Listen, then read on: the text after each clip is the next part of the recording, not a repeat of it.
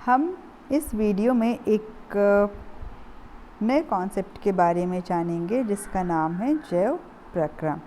ठीक है, जैव प्रक्रम ऐसी प्रक्रियाएं हैं जो सजीवों के जीवित रहने के लिए ज़रूरी हैं। सजीवों का अर्थ है यहाँ पर किसी एक सजीव के लिए, जैसे किसी एक मनुष्य, एक पौधा, एक पक्षी, एक गाय या एक शेर, यानी कि संख्या में बस एक जीव के ज़रूरी रहने के लिए जो प्रक्रियाएं होती हैं, उनके हर दिन के नॉर्मल एक्टिविटीज़ के लिए उन प्रक्रियाओं को हम लोग जैव प्रक्रम कहते हैं। जैव प्रक्रम अभी हम लोग 4 पढ़ेंगे, जिसमें से पहला प्रक्रम है पोषण, न्यूट्रिशन। न्यूट्रिशन को हम कैसे परिभाषित करते हैं? ये है ऊर्जा के स्रोत, यानी कि भोजन जो है ना उसको प्राप्त करने की प्रक्रिया तथा उस भोजन को शरीर के अंदर ले जाना, यानी भोजन जो हमें ऊर्जा देता है उस भोजन को हम प्राप्त करें, उसको शरीर के अंदर ले जाएं और साथ में ही हम लोग क्या करें, उस भोजन का उपयोग करें। उपयोग करने से क्या अर्थ है? उपयोग करना मतलब उस भोजन का सजीव की वृद्धि के लिए उपयोग हो, ऊर्जा प्राप्त करने के लिए हो, बीमारियों से सुरक्षित रहने के लिए हो, इन सब के बारे में। तो कोई भी सजीव हो, चाहे ये पौधे हो या हम हो या पशु पक्षी हो, सभी सजीवों को पोषण की आवश्यकता है, भोजन की आवश्यकता है और उसके उपयोग की आवश्यकता है। आगे हम जानते हैं कि सजीव अपना भोजन जो है कैसे प्राप्त करते हैं। तो मुख्यतः 2 तरीके हैं प्रकृति में। एक तो है कि अपना भोजन स्वयं बनाएं या फिर दूसरों से बना बनाया भोजन प्राप्त करके, यानी कि रेडीमेड भोजन जो है, रेडीमेड फूड, वो प्राप्त करके। जो सजीव स्वयं भोजन बनाते हैं ना, वो सरल पदार्थों का उपयोग करते हैं और भोजन बनाते हैं। ऐसे सजीवों को स्वपोषी सजीव कहते हैं। ठीक है, दूसरे सजीव जो बना बनाया भोजन प्राप्त करते हैं, अपना भोजन ऐसे सरल पदार्थों का उपयोग करके नहीं बनाते, अन्य जीवों से भोजन प्राप्त करते हैं, स्वयं नहीं बनाते, ऐसे सजीवों को विषमपोषी कहते हैं।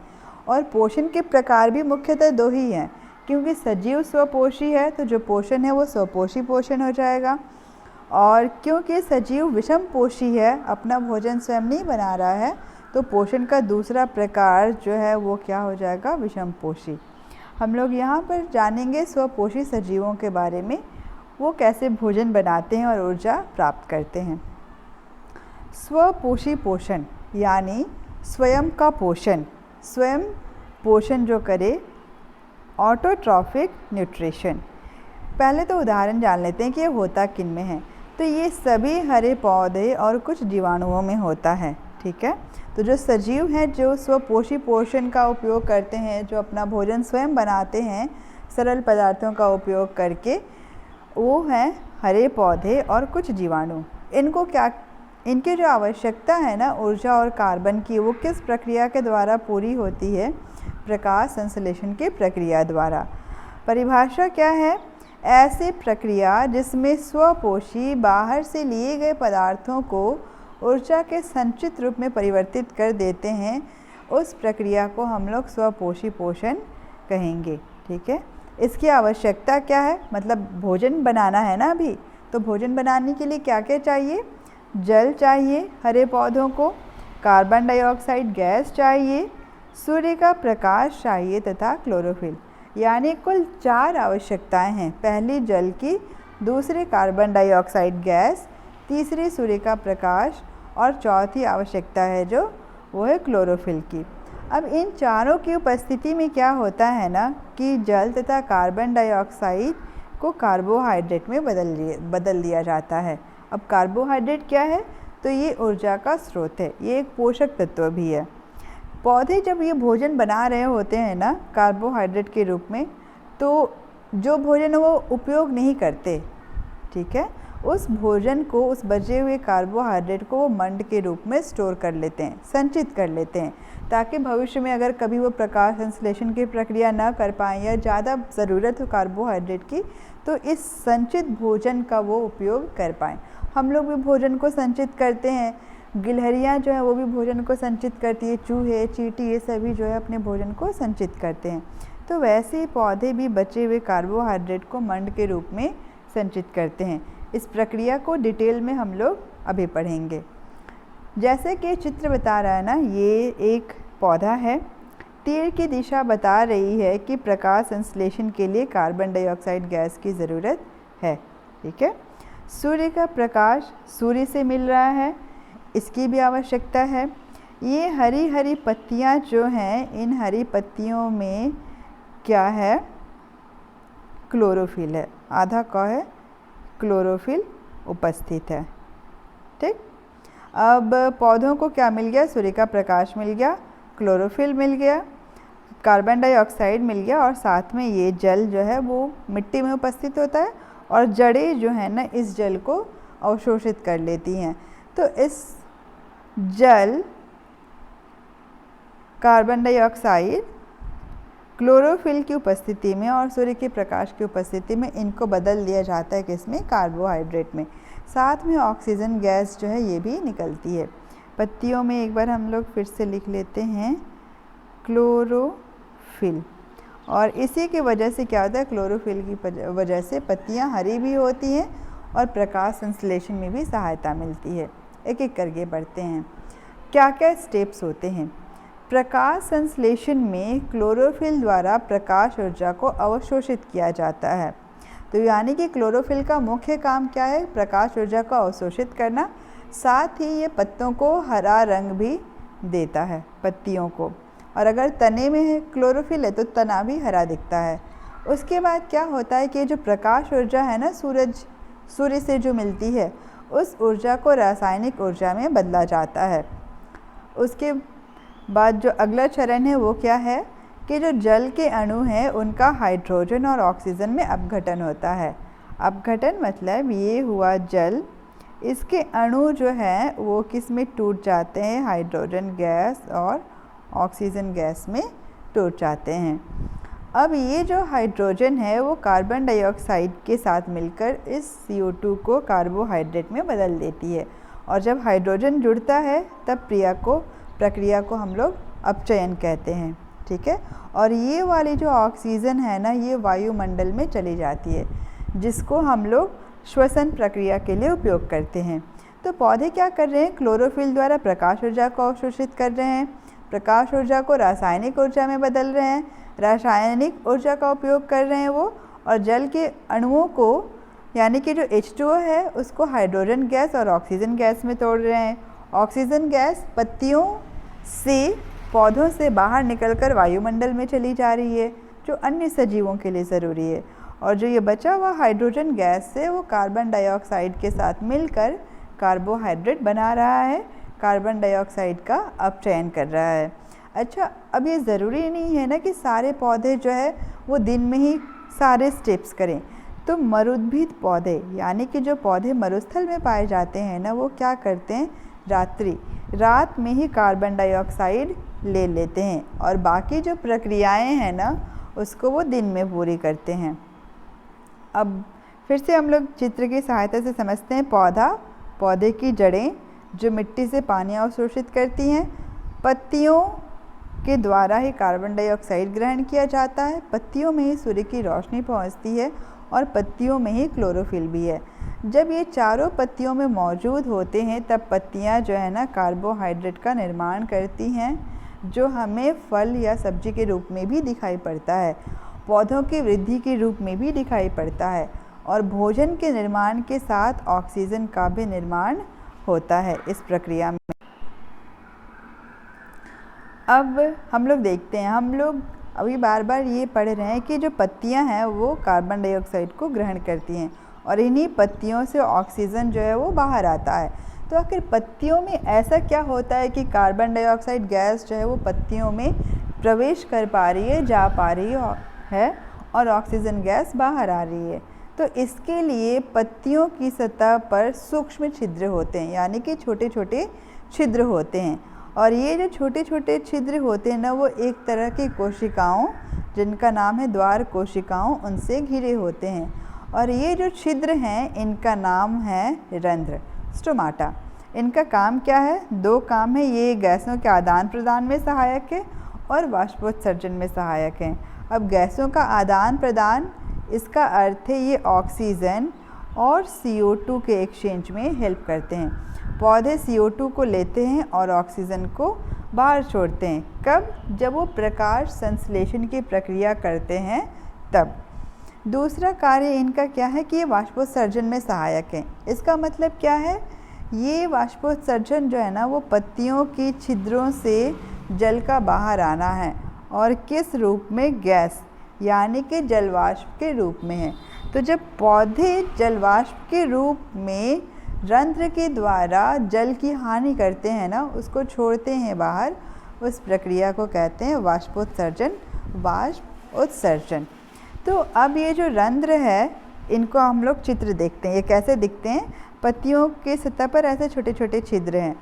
ये 2 कोशिकाओं से घिरे हुए हैं जो किडनी की जैसी हैं, हमारा जो वृक्क है ना उसके जैसी हैं।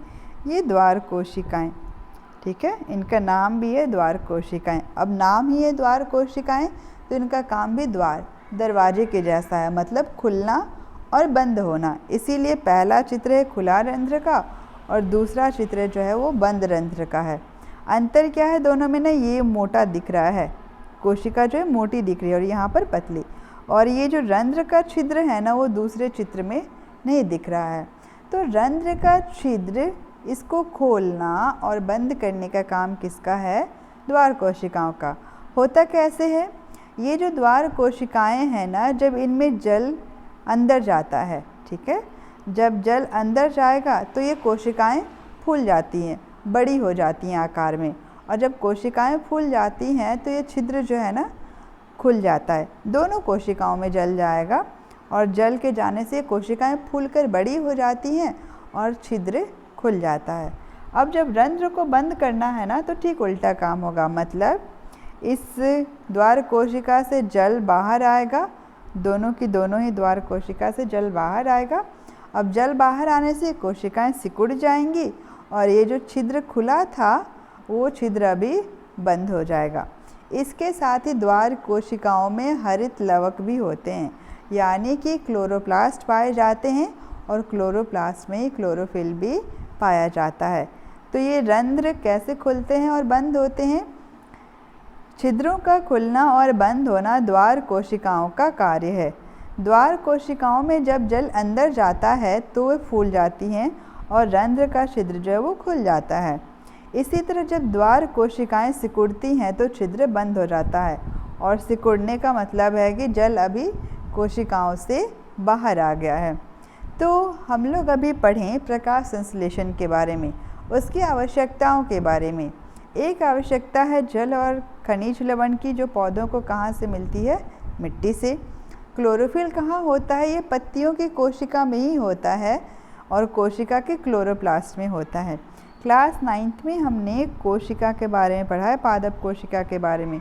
कोशिका, कोशिका का केंद्रक, और साथ में कोशिका में क्लोरोप्लास्ट भी होता है, ठीक है। और इसी क्लोरोप्लास्ट में क्या होता है? पत्तियों की क्लोरोफिल भरा हुआ होता है। पादप कोशिका होने से इसके चारों तरफ एक कोशिका भित्ति भी होती है। जो ऊर्जा चाहिए ना इनको, वो कहाँ से मिलती है? सूर्य से, प्रकाश ऊर्जा। कार्बन डाइऑक्साइड गैस कहाँ से मिलती है? वायुमंडल से। साथ में इन पौधों को नाइट्रोजन, फास्फोरस, आयरन, मैग्नीशियम जैसे तत्वों की भी आवश्यकता होती है, और ये सभी तत्व इनको मृदा से मिलते हैं। नाइट्रोजन पौधों के लिए ज़रूरी है। क्यों? क्योंकि इसका उपयोग जो है ना पौधे प्रोटीन बनाने के लिए करते हैं। हम लोग ऐसे बहुत सारे भोजन का उपयोग करते हैं जो हम पौधों से प्राप्त करते हैं और उनमें प्रोटीन होता है, जैसे कि सोयाबीन हो गया। सोयाबीन हम लोगों को पौधे से मिलता है ना। दालें हो गई, ये सभी पौधों से मिलते हैं, यानी कि पौधे प्रोटीन भी बनाते हैं, और प्रोटीन बनाने के लिए क्या चाहिए उनको? नाइट्रोजन। लेकिन ध्यान देने वाली बात यह है कि पौधे जो है नाइट्रोजन को किस रूप में ग्रहण करते हैं? नाइट्रेट के रूप में ग्रहण करते हैं। नाइट्रेट का सूत्र है NO3-, या फिर नाइट्राइट के रूप में ग्रहण करते हैं। अगर हम पौधों को नाइट्रोजन गैस दें ना सीधा, तो वो इनका उपयोग नहीं कर पाते। किसका उपयोग करते हैं? नाइट्रेट या फिर नाइट्राइट का, और इसका उपयोग करके पौधे बनाते हैं क्या? अपने लिए प्रोटीन, ठीक है। तो हमने इस वीडियो में प्रकाश संश्लेषण की प्रक्रिया के बारे में पढ़ी, पहली आवश्यकता क्या है उसके लिए, दूसरी, तीसरी और चौथी आवश्यकता, और ये आवश्यकता जो है ना वो खनिज लवण में ही आ जाती है। इन सब के बारे में पढ़ा। हमने जाना कि सूर्य की प्रकाश की उपस्थिति में पौधे कार्बन डाइऑक्साइड, जल और इन खनिज लवण का उपयोग करके अपने लिए कार्बोहाइड्रेट बनाते हैं। ठीक है, और ये जो बना हुआ कार्बोहाइड्रेट है ना पौधे, वो बना हुआ कार्बोहाइड्रेट क्या है, उस बने हुए कार्बोहाइड्रेट का नाम है ग्लूकोज। ग्लूकोज का संकेत हम क्या लिखते हैं, C6H12O6। ठीक है, तो इससे ध्यान में आता है कि हम लोग प्रकाश संश्लेषण का समीकरण भी लिख लें। वो क्या है, हम लिखेंगे CO2 H2O, किसकी उपस्थिति में, हम लोग यहाँ पर सूर्य का प्रकाश और साथ में क्या है, क्लोरोफिल, ये थोड़ा छोटा करके लिखा हुआ है, इनकी उपस्थिति में ये बनाते हैं C6H12O6 यानी कि ग्लूकोज। साथ में बनता है ऑक्सीजन और बनता है जल।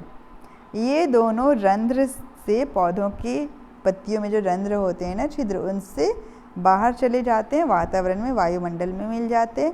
ग्लूकोज पौधों के पास ही रहता है, कुछ को वो अपने काम के लिए उपयोग कर लेते हैं।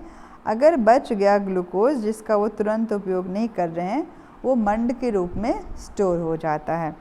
आपका काम ये रहा कि आप इस पूरे रासायनिक समीकरण को संतुलित करेंगे और ये जानने की कोशिश करेंगे कि पत्तियों में मंड है उपस्थित, इसको हम लोग कैसे जांचेंगे, हमारे पास क्या प्रूफ होगा, किस एक्टिविटी के द्वारा हम मंड का परीक्षण कर पाएंगे कि पौधे जो है प्रकाश संश्लेषण की प्रक्रिया में जब वो स्वपोषी पोषण की प्रक्रिया कर रहे हैं तो वो मंड बनाते हैं, और किस विलयन के उपयोग से मंड का रंग जो है ना वो मंड सफ़ेद दिखता है, उसका विलयन भी सफ़ेद होता है लेकिन उसका रंग नीला काला हो जाता है। तो वो कौन सा विलयन है जो सफ़ेद विलयन मंड का है उसको नीला काला कर देता है, ये खोजना आपका काम है।